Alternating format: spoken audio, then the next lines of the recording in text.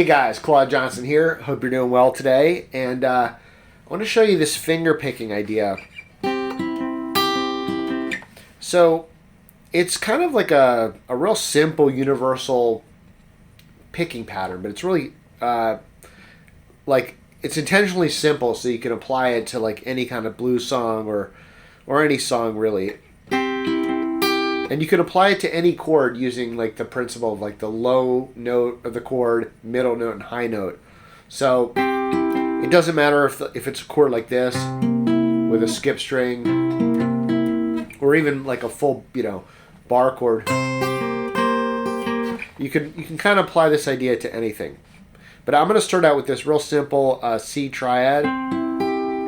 So that's 10th fret of the D string, 9th fret of the G string, and then 8th fret on the B string. All right, so you can kind of loop it, and it has this kind of a sound. Now, when I do this kind of thing, I'm adding my pinky to make it a little more interesting. But even if you just stay on one chord, you can hear once you start looping it. It's like high note, low note, middle note, and then low note again.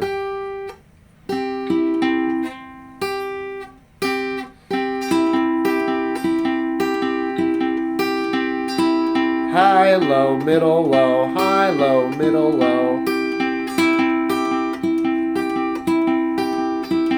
All right, so again, that's what it sounds like when you get it looping. There's a little bit of subtlety to it as far as how I might start it. So I would start it like with the high and the low together, and then the middle, and then low, middle, low, high. So really, what you're doing is like when you start it like that, it's like you're playing the low note with it, or you could think of it as you're coming in early. Or sorry, you're coming in late, I guess. So when I do this, and you can hear, by the way, this is like ringing out that top note, right? But anyway, what I was about to say was when you hit that high note, you're really coming in on the and before the ones. And one and two.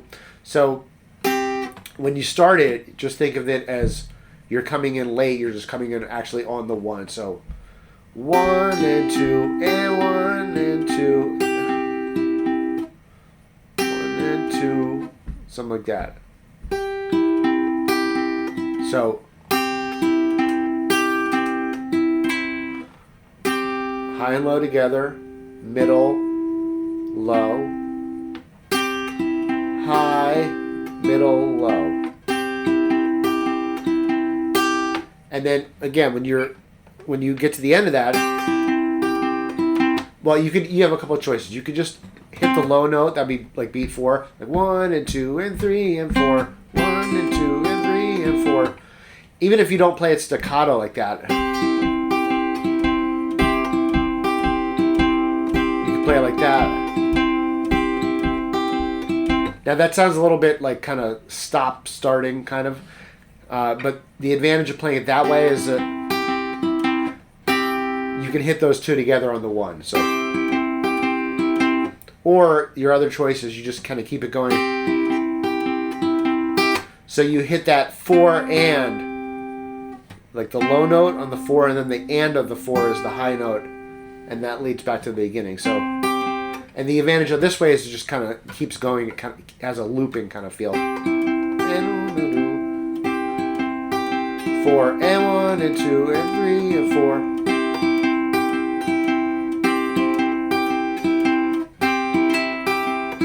Again, you can make it more interesting by adding those,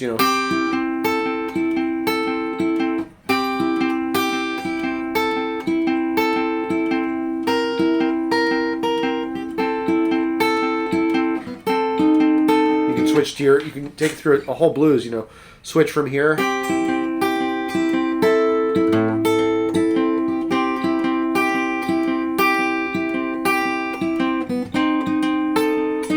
Now, when you switch chords, one trick you can do is just throw in like a random kind of note on the on the end of beat 4. That way you'll have time to just move your fingers. So 1 and 2 3. So 1 and 2 3 and 4 and I'm just hitting it. It goes by so fast you really don't notice. But what you do get is that you do get to your other chord perfectly. So you barely hear that note. The effect is just it's more of like a rhythmic thing. So now if you're gonna hit this, the full like quarter note there, then you'll have time to switch anyway. But you might not like that stop kind of a feel. So it might sound better in different keys. So if I'm in A, it's more in the key, or G. Fits in a little bit better, but even when you're in a weird key, as you can hear, you barely get any of that note anyway. So, and you can hit it soft, just to fill in something while your fingers are moving to the next shape.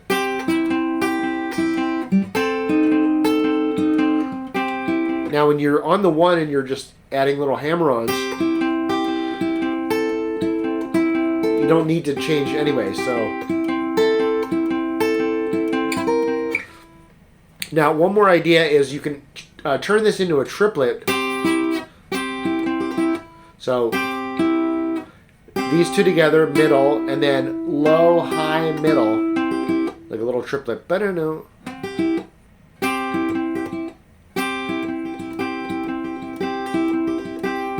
And you can combine both of these, like this feel with the other one.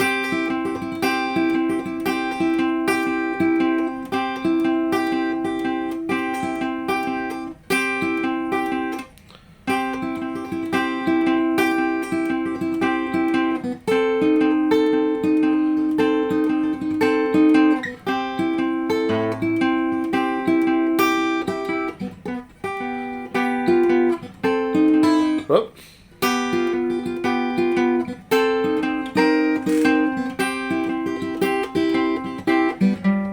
So play around with that. Again, the idea is just not to memorize a big complicated not to memorize a big complicated finger picking pattern, but just to have something where you're just really able to easily flow into like one of those picking ideas. You could be strumming or like riffing.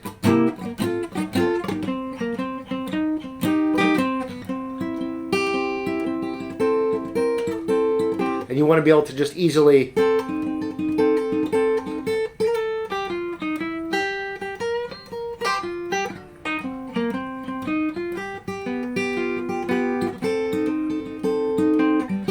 switch to that kind of a feel. So anyway, that's the idea. That's the lesson. Let me know what you think, and we'll talk to you soon.